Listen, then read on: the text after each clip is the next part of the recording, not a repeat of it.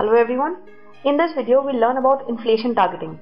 Inflation targeting is a recent concept which has gained a lot of ground, especially after the crisis and when a lot of countries in the world saw periods of very high inflation and very low inflation. So we'll understand what it is and what is its role in India. So what is inflation targeting? It's a monetary policy strategy used by central banks for maintaining inflation at a certain level or within a specific range. So as you can imagine, the central bank of a country could have various objectives that it could pursue. First could be obviously inflation, which would say that okay, we will maintain inflation at a rate of, let us say, I'll take an arbitrary number, 5%. That our inflation target is 5% and we will make sure that inflation remains within plus or minus 1% of this for all times to come.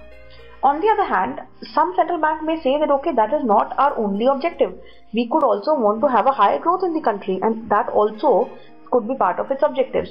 So when the growth really falters, the RBI could cut rates so as to maintain growth at a higher level. So inflation targeting says that the central banks basically look at only inflation and try to maintain it within a specific range rather than looking at any other objective. So to get into a little bit more detail, there is a preset publicly declared target, like I said 5%, which is an arbitrary number. So they would just declare a number saying that our inflation would remain within plus or minus, let's say 1 or 2% of this target. So which means they're focusing on a single variable and they are not focusing on the other things or other parameters of the economy. There is a penalty if the target is not met. Obviously the whole point of having a target is for you to meet it. If you don't meet it, then if there is no penalty, then what's the point of having a target? Then you may or may not achieve it and there will be no repercussions. But that is not the case. If the central bank does go for inflation targeting, there will be penalty if the target is not met. New Zealand in 1990 was the first country to adopt inflation targeting.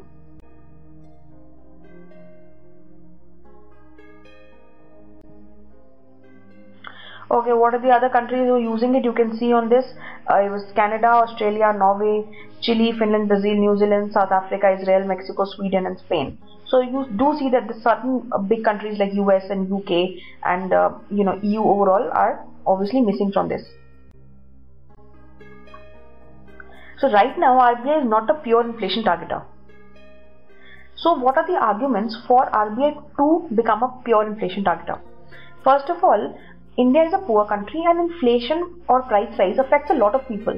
So it is the most important thing in the country because it affects the majority of the people in terms of their basic existence. If prices rise, the basic existence of people who are at or below poverty level gets into a lot of trouble. So RBI should go for purely inflation targeting. That is the first argument.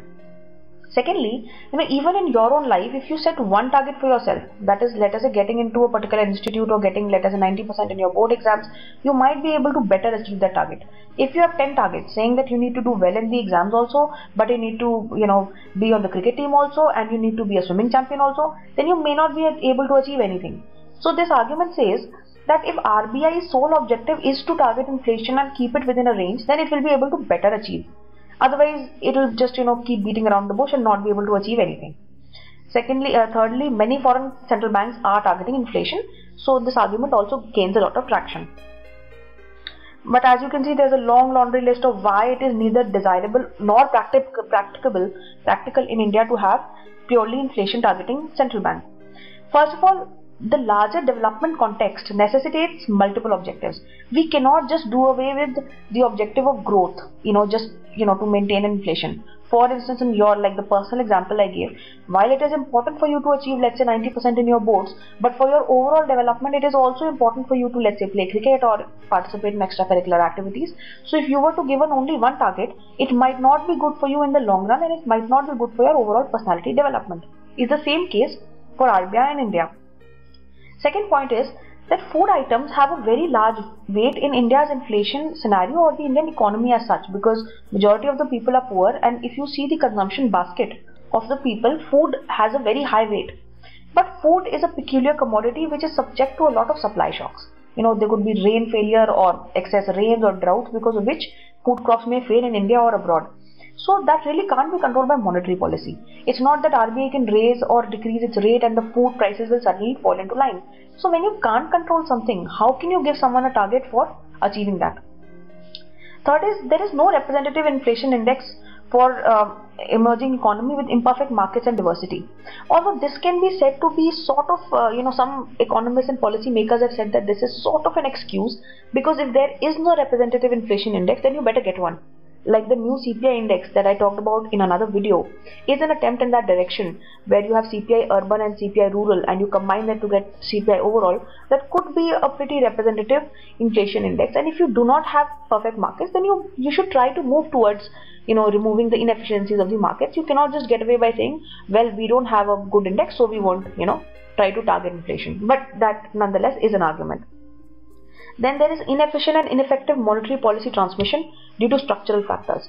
While this argument has a higher weightage than the previous one, but even this somewhat stands on shaky grounds, because in the long run, at least we should try to move towards removing these inefficient and ineffective monetary policy transmission and try to go towards a smoother transmission of monetary policy.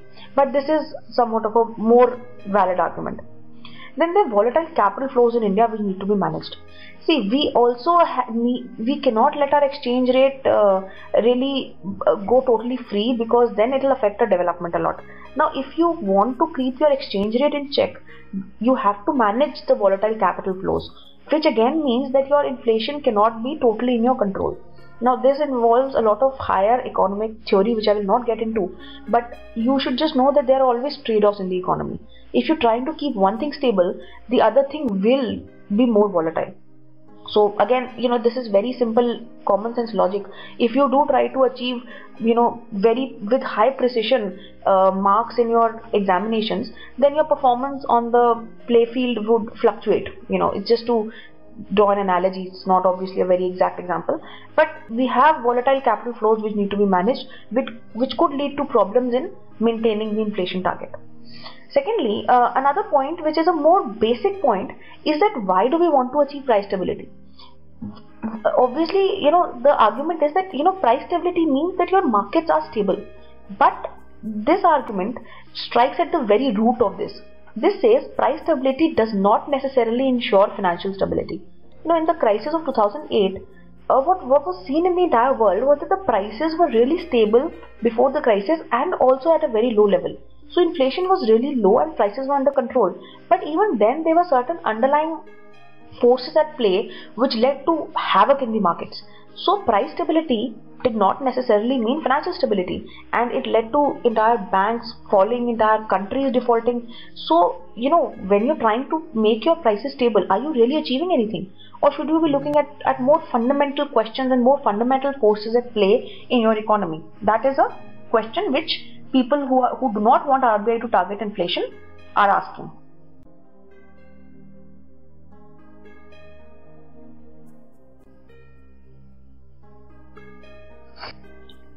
So another argument is that, okay, inflation is important, but let us not try to target inflation in the short term, that every month I want an inflation of 4%.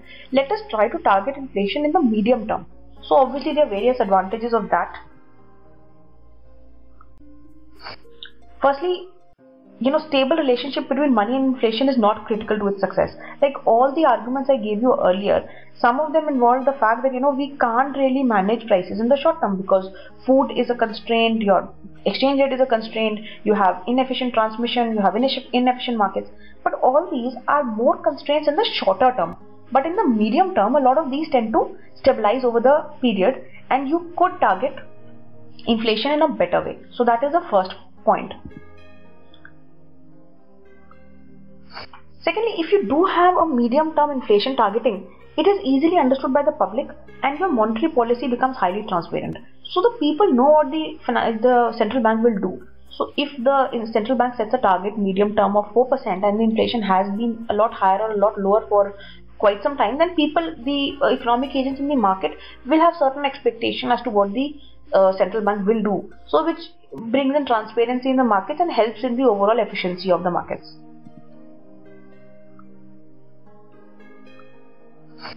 Then again, because if the central bank is targeting inflation, then all its reports will also provide a good communication with the public about the bank's commitments and also what the bank is doing to achieve those commitments. So again, it leads to higher trust building between the central bank and the people, and also higher transparency. Also, there is better information to market participants about central bank actions and intentions, and this increases the degree to which central bank policy decisions can actually affect the expectations.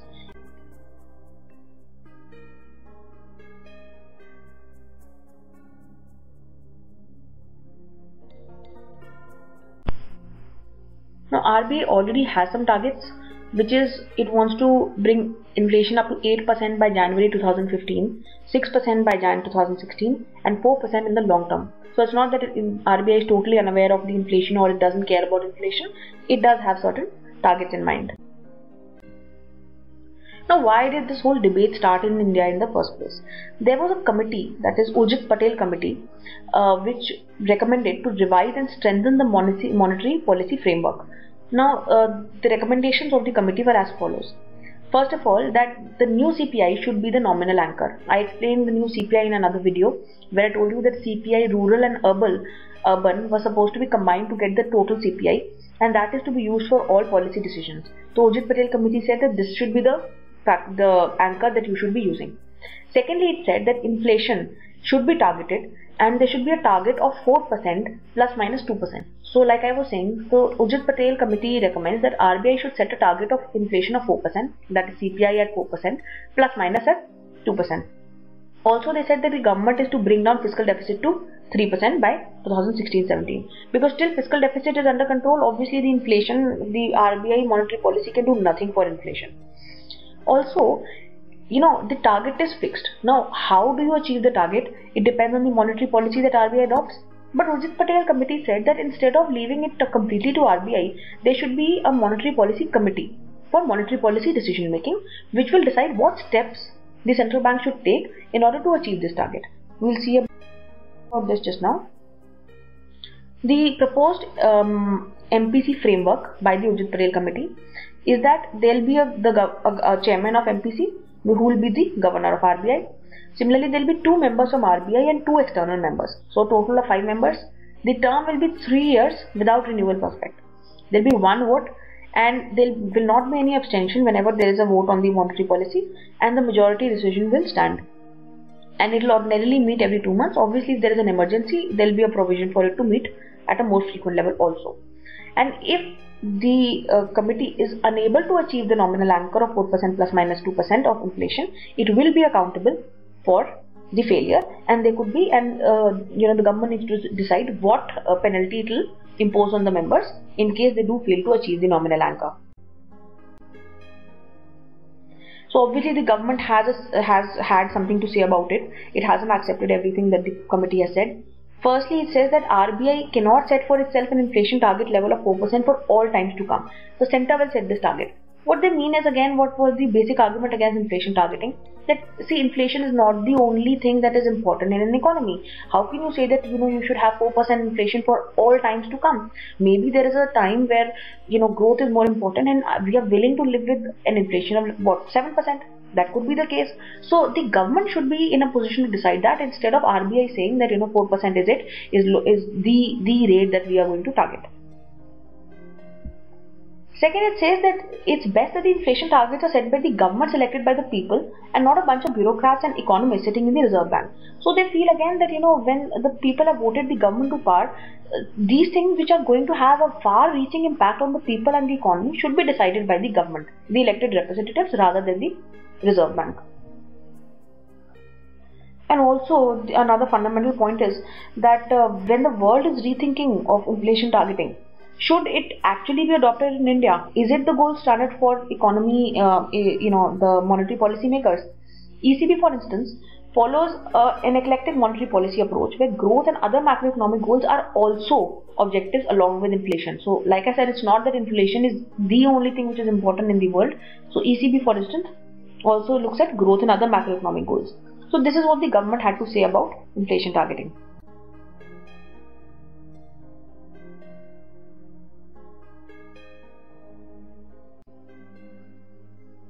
So there are certain questions, if the new framework is adopted. First of all, is it a loss of autonomy for the RBI? Obviously, loss of autonomy means that the RBI is not able to decide what is good for the economy. It has been given an exogenous framework, exogenous objective of targeting inflation, and it really cannot apply its own mind as to whether a high inflation at this point is a good thing or not. So the autonomy of RBI is getting compromised. Also, who decides the target in the finance ministry? I mean, is it the finance minister, or is it a group of ministers, or what? Because then can we leave it to the whims and fancies of one person who may or may not be as capable to decide something like this? Also, obviously, the fundamental question that we raised right in the beginning, is inflation targeting actually the best policy for India? Also, with a system of checks and balances, what this means is, if government ever faltered in its line for, let us say, maintaining a good fiscal deficit, then the RBI used to increase rates, and then the government used to get corrected in its course and used to bring down the fiscal deficit. But with the RBI now taking a secondary seat as far as the a back seat with respect to the government, will there not be any system of checks and balances anymore? Will the government be able to go scot-free with whatever it wants to do? So that is a question that this whole framework is raising. Also, what another thing people are saying is, what is the government? Are we going to leave it to the executive, or is the parliament going to have a role in setting the rate? So this means whether the prime minister and led along with the council of ministers going to decide it, or will there be a vote in the parliament on it? So these are some fundamental questions which need to be answered before we move to a fundamentally different system. Because even if today we have an understanding on it, if these questions are not clarified, sometime in the future there will be a government, there will be an RBI governor who will be found fighting over these things, and there could be a situation which is not in the best interest of the country. So this is basically about inflation targeting. Thank you for watching. Hope you like the video. Comments and suggestions are welcome. Thank you.